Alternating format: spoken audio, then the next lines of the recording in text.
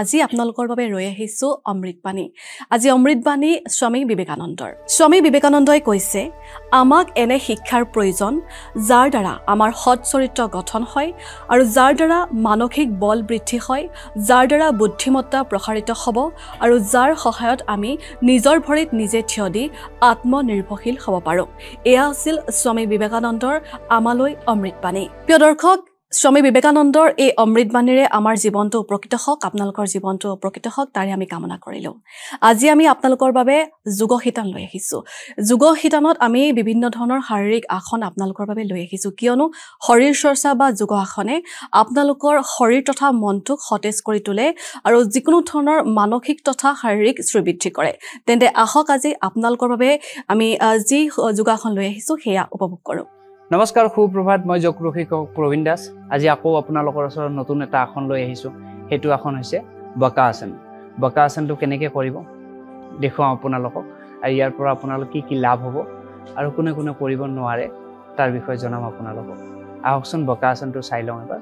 এতিয়া প্ৰথমতে আমি ইয়াৰ পৰা বজ্ৰাসনৰ স্থিতিৰ পৰা লাহেকৈ ঘূৰি আঁঠুৰ ওপৰত উঠিব লাগিব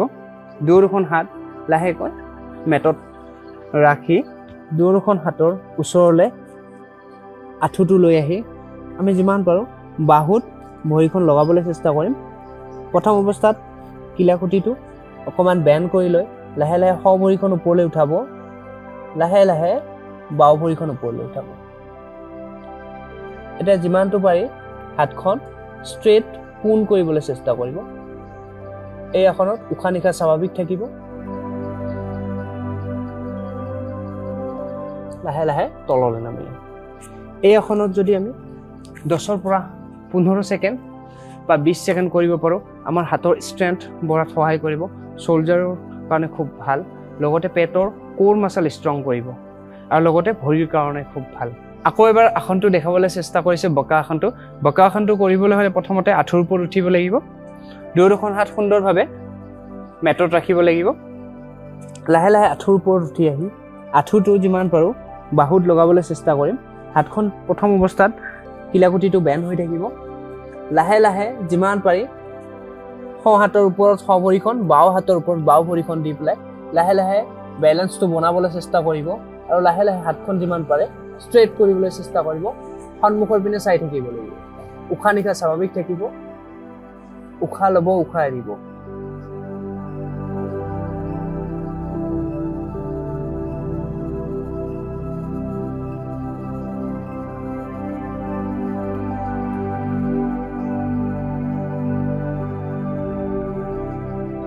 দহৰ পৰা 15 ছেকেণ্ড লাহে লাহে সময়সীমা বঢ়াব পাৰি